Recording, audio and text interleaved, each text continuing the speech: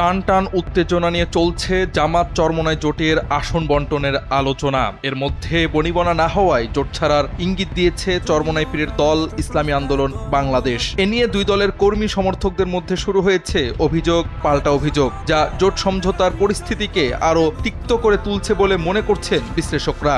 এমন অবস্থায় জামাতের কর্মী ও সমর্থকদের উদ্দেশ্যে বিশেষ বার্তা দিয়েছেন দলটির আমির ডাক্তার শফিকুর রহমান। বৃহস্পতিবার ফেসবুকে দেওয়া এক পোস্টে তিনি সহকর্মী ও শুভাকাঙ্ক্ষীদের সম্বোধন করে সালাম জানিয়ে বলেন, সম্প্রতি লক্ষ্য করছি কেউ কেউ জামাতে ইসলামের প্রতি সংহতি ও সহানুভূতি দেখাতে গিয়ে ভ্রাতৃপ্রতিম সংগঠন ইসলামী আন্দোলন বাংলাদেশের ব্যাপারে অনাকাঙ্ক্ষিত ও বিভ্রান্তিমূলক বিভিন্ন মন্তব্য ও লেখালেখি সামাজিক যোগাযোগ মাধ্যমে শুরু করেছেন। আপনাদের প্রতি সবিনয় অনুরোধ রাখতে চাই, সত্যি যদি আপনারা জামাতে ইসলামীকে ভালোবাসেন তাহলে অনাকাঙ্ক্ষিত এ ধরনের সকল কাজ থেকে অবশ্যই বিরত থাকবেন।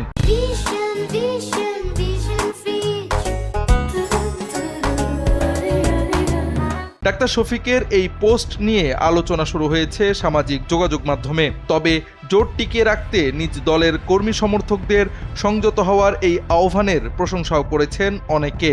উল্লেখ্য, দফায় দফায় বৈঠক ও আলোচনা করেও বৃহস্পতিবার পর্যন্ত আসন সমঝোতায় পৌঁছাতে পারেনি জামাত চরমোনাই সহ 11 দলীয় জোট। এজন্য বুধবার বিকেলে ডাকা সংবাদ সম্মেলন পরে স্থগিত করেছে জামাতে ইসলামী। শেষ পর্যন্ত আদৌ টিকবে কিনা এই জোট তা নিয়ে সংশয় প্রকাশ করেছেন বিশ্লেষকরা।